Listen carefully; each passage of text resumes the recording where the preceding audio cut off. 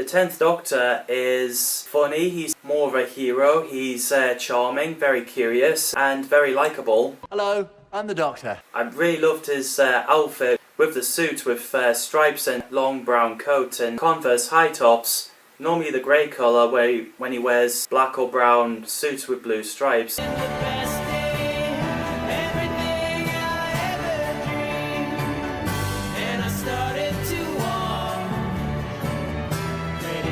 And he wears the red shoes with blue suit with red stripes. He's iconic and popular as Tom Baker, the 4th Doctor, and you can tell David Tennant was a Doctor Who fan. He's been depicted as a romantic doctor.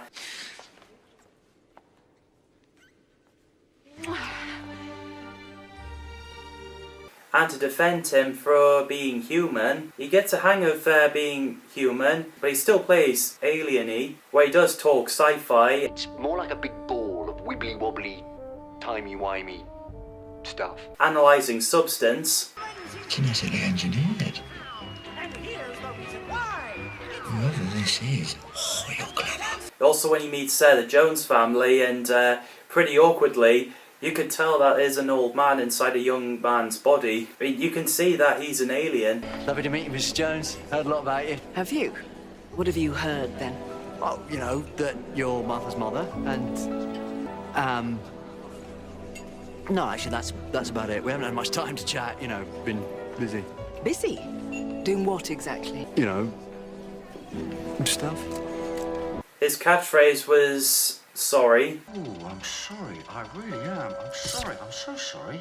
But his more known catchphrase is, let's go in French, which is, allons-y. That's something else I've always wanted to say.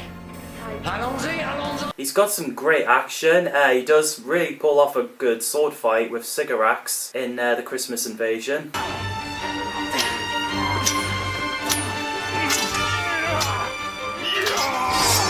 There's some great running scenes.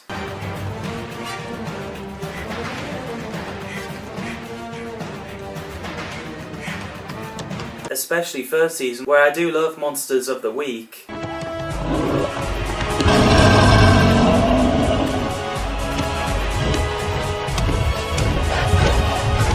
And there's monsters with people running away from them. I absolutely love stuff like that. Series 2 was definitely felt like it, which is why it's my favourite season in the modern era. Me? One touch and you get every disease in the world, and I want that body safe, Cassandra. We've got to go down. But there's thousands of them! Down! Go down! I love the idea of the Doctor having Christmas specials. There's always something magical about it.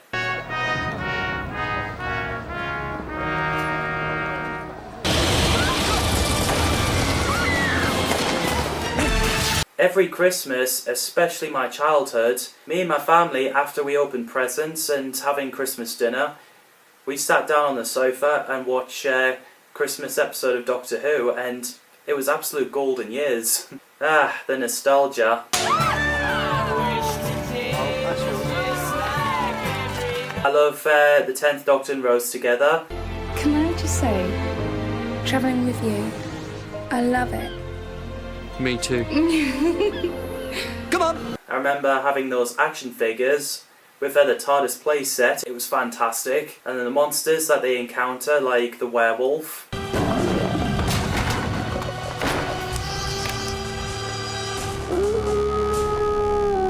What I absolutely love about Rose is that she assumes that the Doctor has been alone before he met Rose, and that she wants to be there for the Doctor forever, and and face what's out there with the Doctor, so he doesn't have to do it alone. And I absolutely love that. It shows that she really does care for the Doctor so much. The whole stupid planet and every planet out there, he does it alone, Mum. But not anymore. Because now he's got me. And it's so heartbreaking at the end of Doomsday when Rose had to say goodbye to the Doctor. Burning up a sun just to say goodbye. Am I ever going to see you again? You can't. Where she was stranded in parallel Earth, and the Doctor can't go back for her because it burns up the sun and it rips Earth apart. Rose Tyler.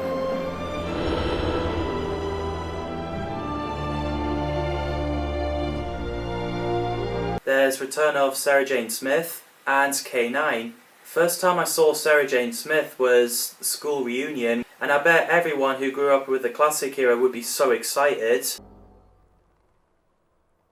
Hello, Sarah Jane. It's you. Oh, Doctor. What I found interesting watching it on live on TV was that she knows the Doctor and she travelled with him before. Goodbye. My Sarah Jane.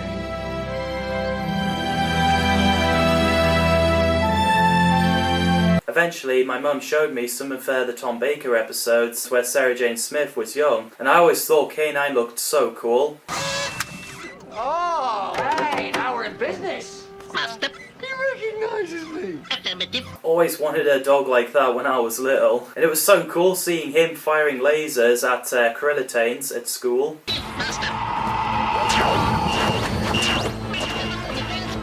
While Anthony Head plays a very intimidating Mr. Finch, a Krillitane leader, aka Brother Larson. Come to me.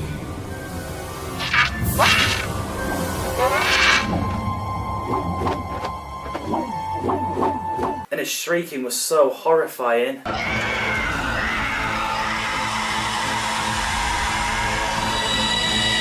And it's so great that Sarah Jane Smith has got her own spin-off, The Sarah Jane Adventures, which I absolutely loved watching as a kid, especially coming home from school. The Clockwork Robots are like the kind of monsters that you see in horror movie. They take parts of humans for fixing the spaceship.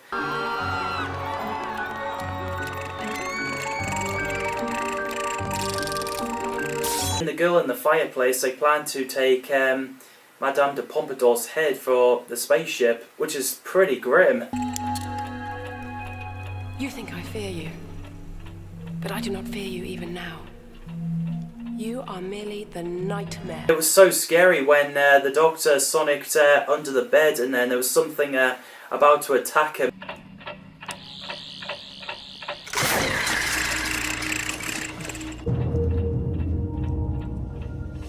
It revealed that there was a clockwork robot standing right behind young Renette Poisson. What do you mean, incomplete?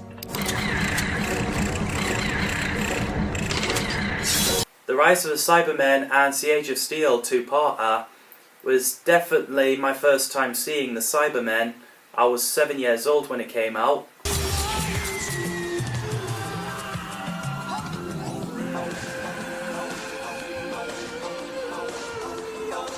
So before I watched that episode, my mum said it had robots in it, and I was like, ah, cool, because I thought there was going to be Daleks in it, but she didn't say which robot specifically. I just assumed it was a Dalek. But when I realised they're not Daleks, as there was a close-up of Cybermen feet as they walked past, I was like, whoa, this is pretty scary. Oh, I love it. I was getting goosebumps and I couldn't be any more excited. What are they? Cybermen.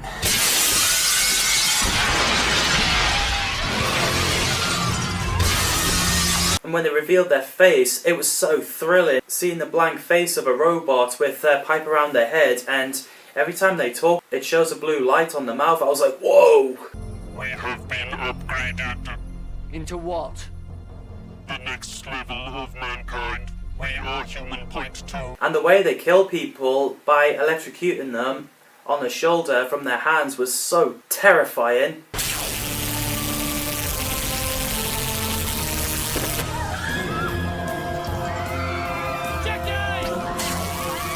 And it just made me feel like that, you know, I just don't want to meet them.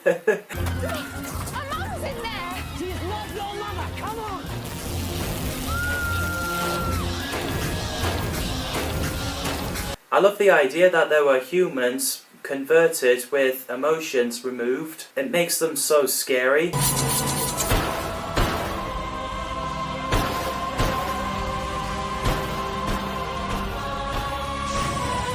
Also when the Doctor examines the flesh. Artificially ground then threaded throughout the suit so it responds like a living thing. Well, it is a living thing. So John Lumick, who started all this, played by Roger Lloyd Pack, when he got upgraded, he became the Cyber Controller.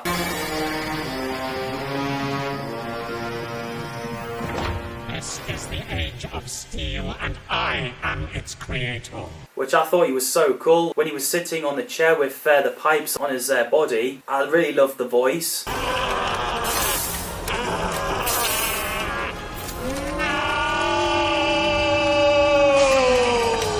I've got to be honest, The Age of Steel is my favourite episode of Doctor Who. When they came back in Army of Ghosts, I was like, yes! Especially the ghosts of, people's loved ones who sadly died. Here we are then. Dad, say hello to Rose. And she grown. Revealed to be Cybermen as they teleported from parallel Earth to Earth. They're Cybermen. All of the ghosts are Cybermen. Millions of them. Right across the world. And I remembered at the end of Army Ghosts, I was so hyped that the Daleks showed up. Life forms detected! Exterminate! Exterminate! Exterminate! Exterminate! The Cult of Skaro are the group of Daleks that have names: Dalek Sec, Dalek Jas, Dalek Thai, and Dalek Khan, and they have a Genesis arc. So that's it. At last. The Cult of Skaro. I thought you were just a legend. Who are they? A secret order. A prison ship that Time Lords built to put all the Daleks in there.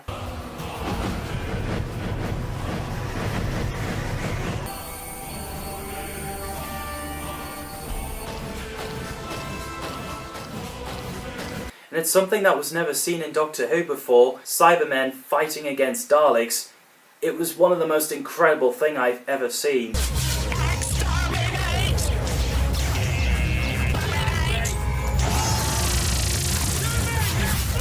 Torchwood is an organisation that plans to defend the Earth from any aliens.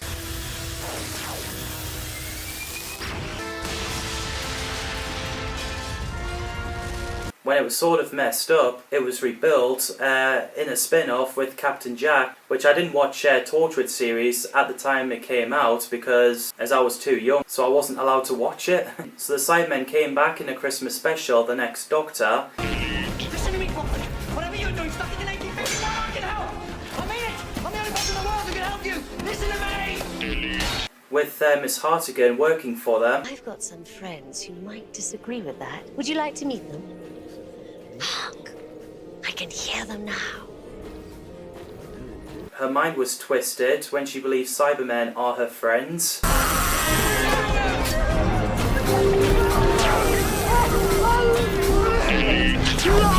But it turns out they tricked her to become a Cyber King.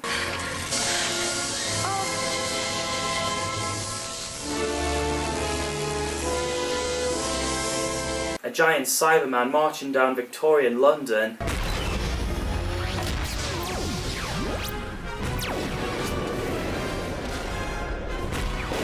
The Wire, the woman in the TV from 1950s, is pretty thrilling. The fact that she goes around taking people's face off for staring at the TV. I'm the Wire, and I'm hungry! I remember watching this, 7 years old. I was literally freaked out by the scene where the Doctor was in the cage full of faceless people. I was really getting the shivers.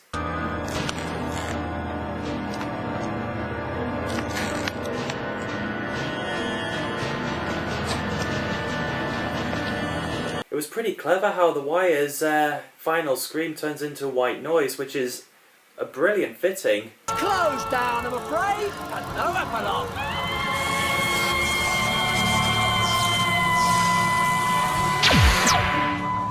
Ood are slave race. They seem to be happy to serve, and when they speak, they turn on their translator ball. Seriously? You like being ordered about? It is all we crave. Why's that then? We have nothing else in life. But when the devil is around, they give the Ood red eyes.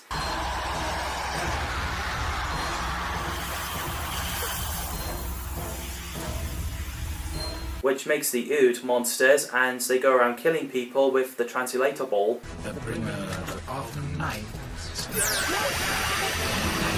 Keys of the world, They are a peaceful race from the Ood sphere, and all they wanted to do was sing.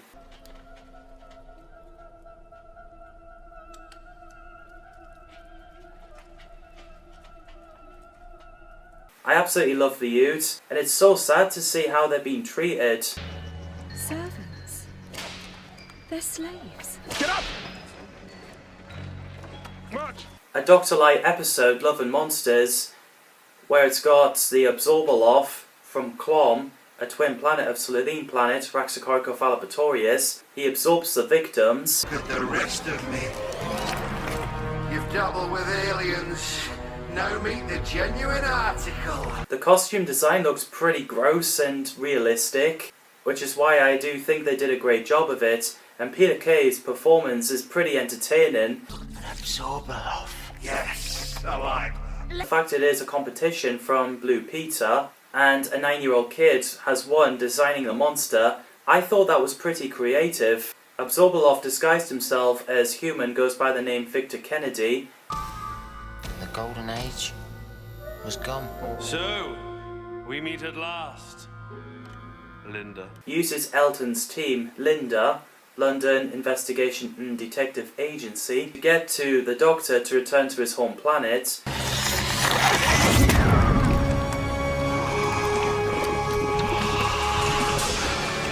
What I absolutely found so funny is when he absorbed Shirley Henderson, he says that she tastes like chicken. She tastes like chicken. I absolutely love that line. Sophia Hera is where a young girl called Chloe Webber, who's been possessed by something called Isolus, and one thing they both have in common is that they're lonely. Because every time she draws people, they get sent inside a picture, which is pretty fascinating. Where's she gone? What do you want with our children?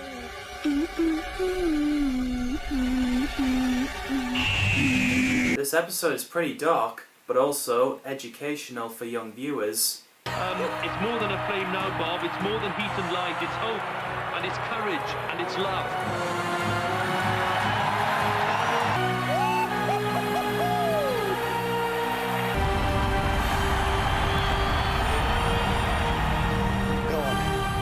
Join your brothers and sisters. They'll be waiting. And the dark side of it is, well, Chloe's dad, which it gave me the goosebumps.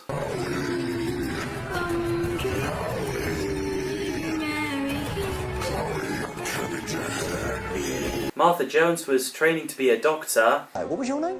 Martha? And it was Jones, wasn't it? After caught up by Jadoon in hospital on the moon, she meets the Doctor and travelled with him. Welcome aboard, Miss Jones. It's my pleasure, Mr. Smith. He still couldn't get over the fact that he lost Rose. Rose would know.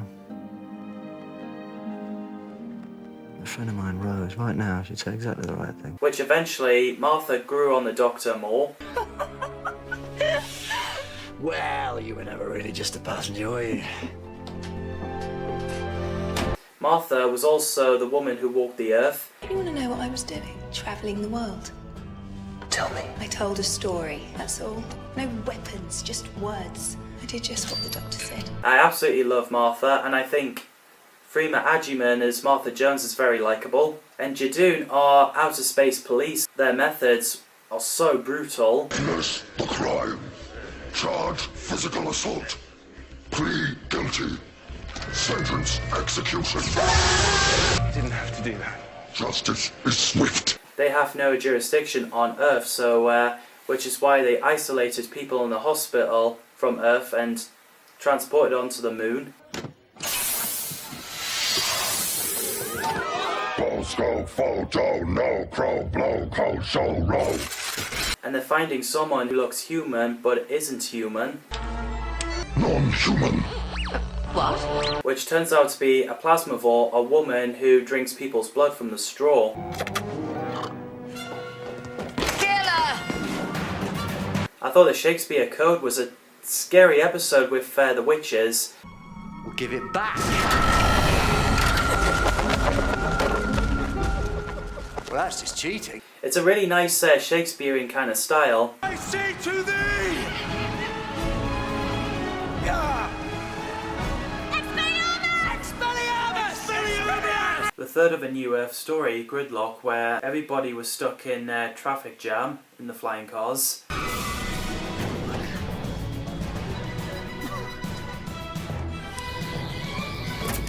And we get the return of the Macra. They don't exactly look like empire builders to me. Well, it was billions of years ago. Billions, they must have devolved down the years, now they're just beasts. And there's an emotional scene where Face of Bo dies. But it sets up a story arc when he tells the Doctor a very important message. You are not alone.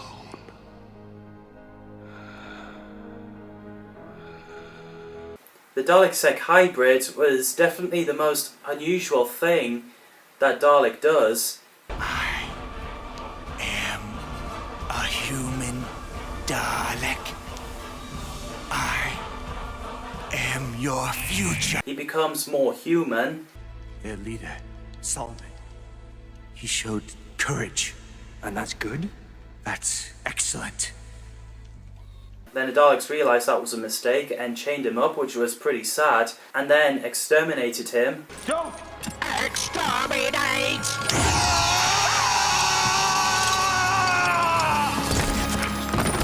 I thought Mark Gatiss played a very good Professor Lazarus, where he's an old man, went inside the machine and rejuvenates himself into young. I am Richard Lazarus. I am 76 years old. And I am reborn! But there are side effects where he gets turned into a mutated monster, like something you'd see in Resident Evil.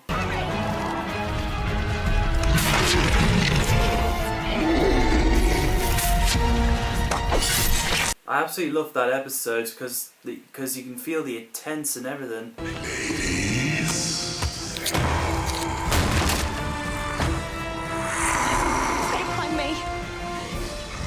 It was also pretty intimidating with the sun-possessed guy in a spaceship who goes off to say, "Burn with me."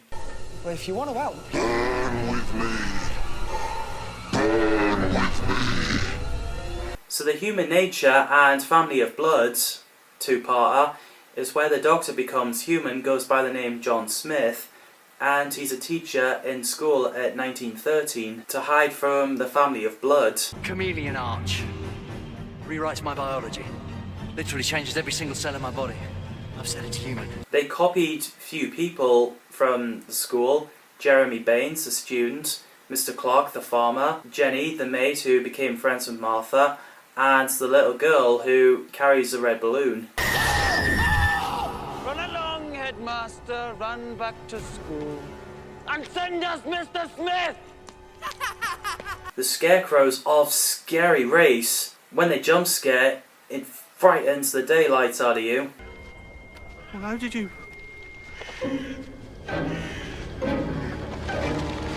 No! No! Help me! And I just love the angry looking face with a little bit of a sharp teeth, like, ugh.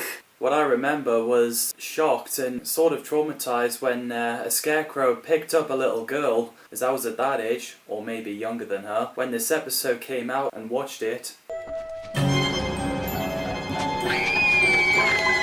And it was pretty emotional seeing John Smith crying because he wants to get married and have kids and have a normal human life with Joan Redfern, but he can't because he's the Doctor. So John Smith pretty much has to die. The next episode, Blink, introduces the Weeping Angels. Don't blink. The blue box, it's my time machine. There is a world of time energy in there. They could feast on forever, but the damage they could do could switch off the sun. You have got to send it back to me. Where the Doctor was on TV to get Sally Sparrow to bring the TARDIS back to him. They are fast, faster than you could believe. Don't turn your back. Don't look away, and don't blink. Good luck. Which I thought it was a fantastic episode and definitely very suspenseful.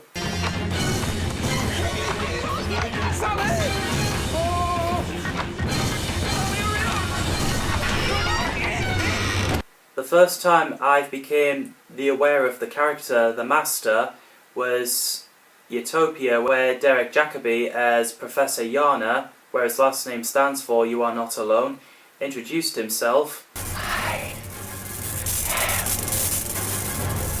the master. and then he regenerated into John Sim. Reborn.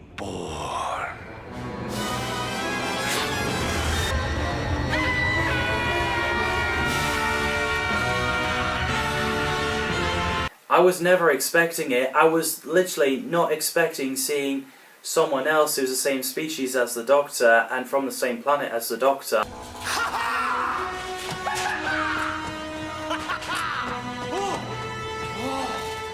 Now then, Doctor! And John Sim is my favourite Master, not only because of my childhood, but because of his performance. He mirrored David Tennant as the Doctor.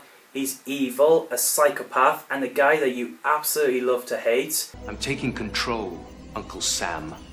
Starting with you. Kill him.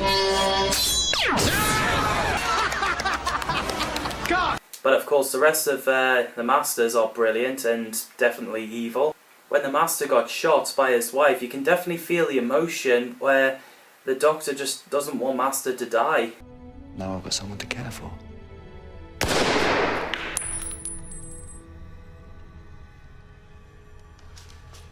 He just wanted the Master to stop and travel with him, as they're the only Time Lord left. And it shows that the Doctor still cares for him, like a brother, no matter what he does.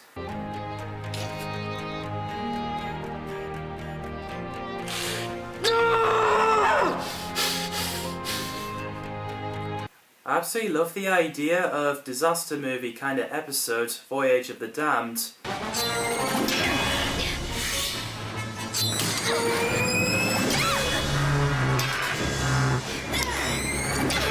And who would have thought Kylie Minogue would play a one-off Doctor Who companion, Astropeth, which, by the way, love the character. I should report you. Come on, then. I'll get you a drink. On the house. So she goes off to sacrifice herself to save the Doctor, defeating Max Capricorn.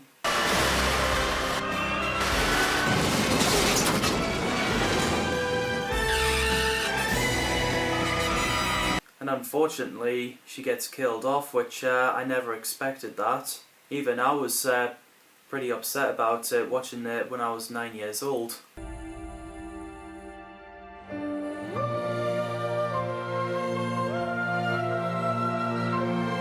It was awesome scene when the Doctor flew the Titanic over the Buckingham Palace.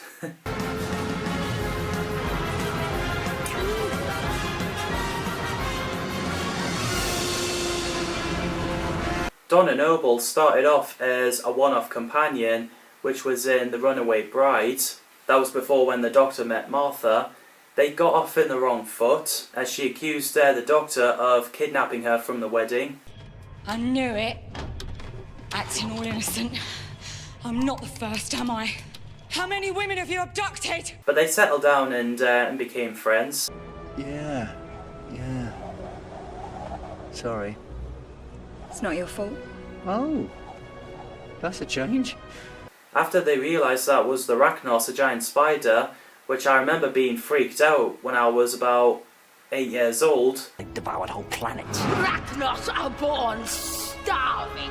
Is that our fault? Donna is pretty funny. I love the character. She's sarcastic. Wait a minute. What are you dressed like that for?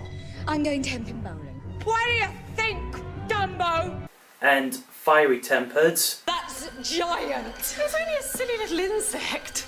When I say giant, I don't mean big. I mean flipping enormous. She's pretty smart, and Catherine Tate gives off great performance. The first thing I noticed is an empty file. Why? What's inside it? Or what's not inside it? Sick days. There aren't any. She worked so well with David Tennant, which is probably why they're so popular.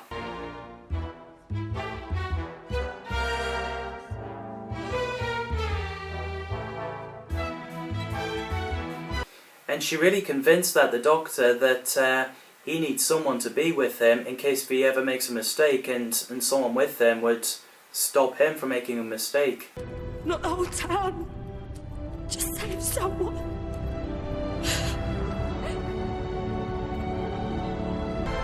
Come with me.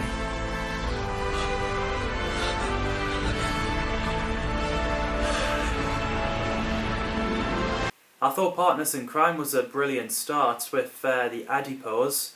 And these are my children. I thought the adipose were pretty cute.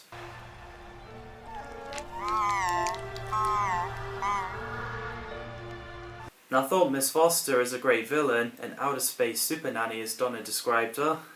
This is the spark of life. The Suntarans are brutal military soldiers. When they came back, they're like stormtroopers wearing blue suits. This isn't war, this is sport! Their mission is to put killer sat-nav Atmos into people's cars, to drown them or poison them with gas.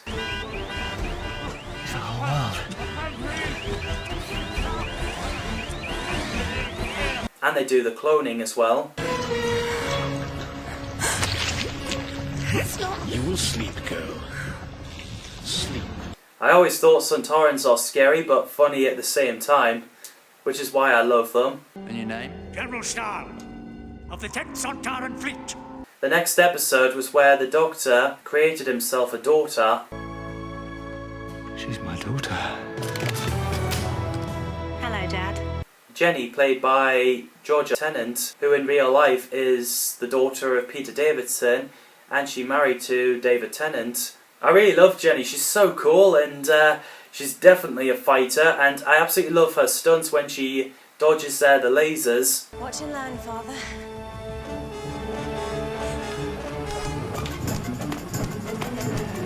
And it was so sad seeing her death scene as she got shot. You're gonna be amazing. You hear me, Jenny?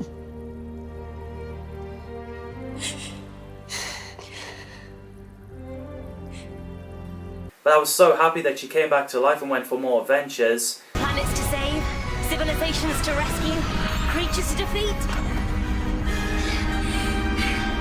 And an awful lot of running to do. As of time recording, that was the only episode we see her, despite the Big Finish audio. I really hope we see more of her on screen. And I thought it was a pretty cool mystery story in the episode with Agatha Christie and the giant wasp. To stop me killing you all! The library two-parter story is where it introduces Alex Kingston as River Song. Ah, Professor River Song, archaeologist. River Song, lovely name. And the monster, Vashta Narada. The piranhas of the air. The Vashta Narada. Microscopic, swarming carnivores giving people multiple shadows and eventually devouring their flesh, and the only thing that's left of them is the skeleton and the echo constantly repeating themselves saying, "Hey, who turned out the lights?" Which is so creepy. You said not every shadow, but any shadow. Hey, who turned out the lights? I remember finding it so traumatizing watching this when I was 9 years old. A swarm in a suit.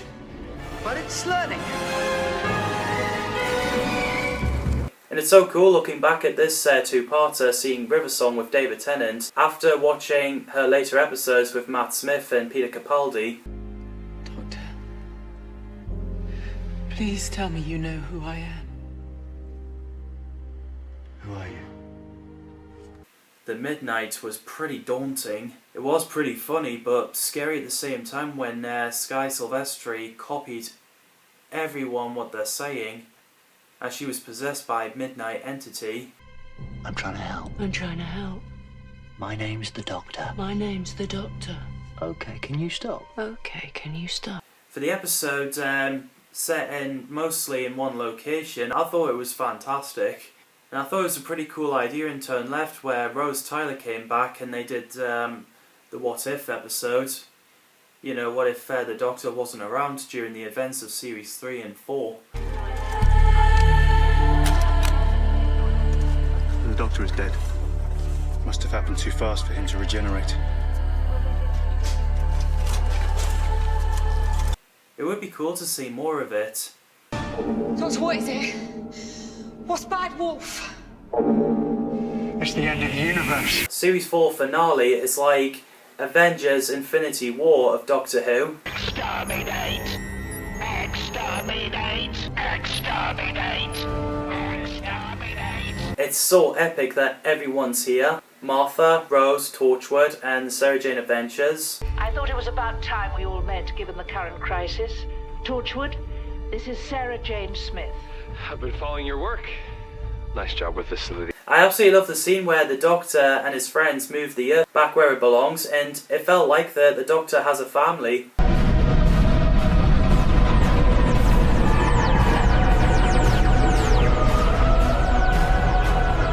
And how I became aware of the character Davros. Just before this episode came out, The Stolen Earth, I used to collect Doctor Who top trumps, and one of them had Terry Malloy's Davros on them, and my stepdad picked up the card and told me that they're going to bring him back, and I was like, oh, cool.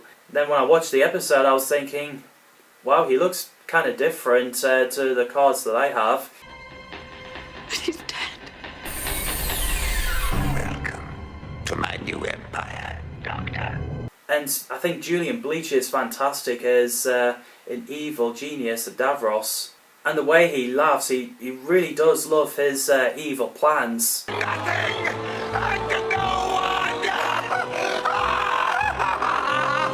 After Series 4 ended, the Doctor has extra episodes, which are the specials, with one-off companions each. David Morrissey played a guy who was supposed to be the 11th Doctor. Who are you? I'm the Doctor. Simply the Doctor. The one, the only, and the best. Rosita, give me the sonic screwdriver. He had a fob watch that's just a fob watch, a sonic screwdriver that's just a screwdriver. That's a screwdriver. How's it sonic? Well, it makes a noise. That's sonic, isn't it? And then you've got the TARDIS, which turns out to be a hot air balloon, which is pretty interesting. The TARDIS. You've got a balloon. TARDIS. It stands for Tethered Aerial Release Developed in Style. Do you see? And it turns out that he's actually human, and he's actually called Jackson Lake. J.L. The watch is Jackson Lake's. Jackson Lake is you, sir. And he's helped by his companion, Rosita. Well, I'm glad you think it's so funny.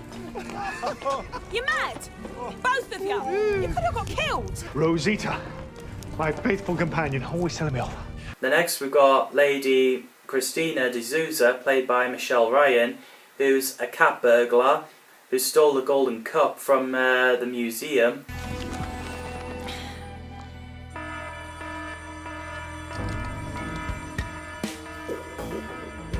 And tried to get away from the police by jumping on the bus that the Doctor happened to be on. Hello, I'm the Doctor. Happy Easter. Plus I like the fact that she goes on the wire like Ethan Hunt from Mission Impossible. That's better. I decide when I stop, thank you. You're about to hit the security grid, look. And the bus transported into a sand planet. Call it a hunch, but I think we've gone a little bit further than Brixton.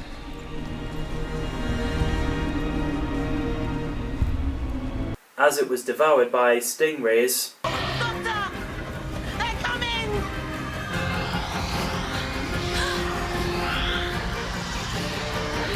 I think she's the most loved thief, as everyone seems to cheer her on to run away in the flying bus.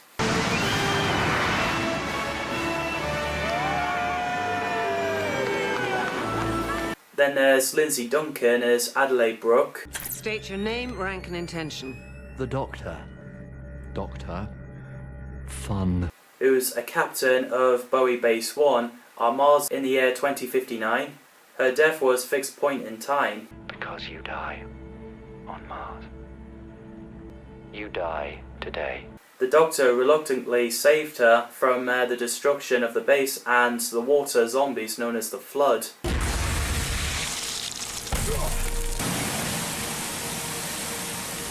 And the reason why the Doctor didn't at first, because it changes the history, but the moment he realised he's the last of his kind, he's a Time Lord victorious. I'm the winner.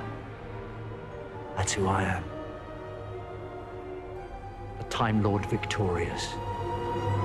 And he believed that he can do what he please. They all died. Do you know who that leaves? Me! It's taken me all these years to realise the laws of time are mine, and they will obey me! But that caused some serious consequences.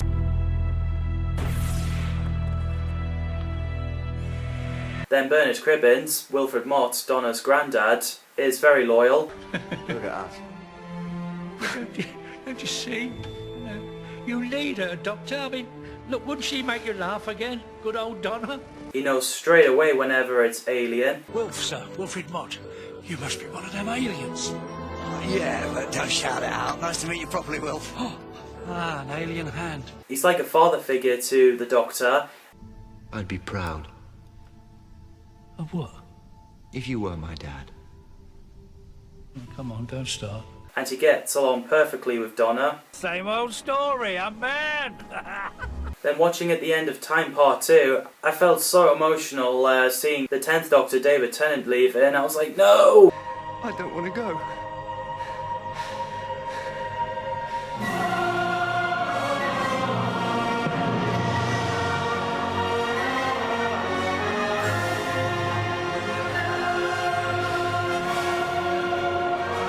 As I've grown attached to him with the Doctor after a while and became my favourite.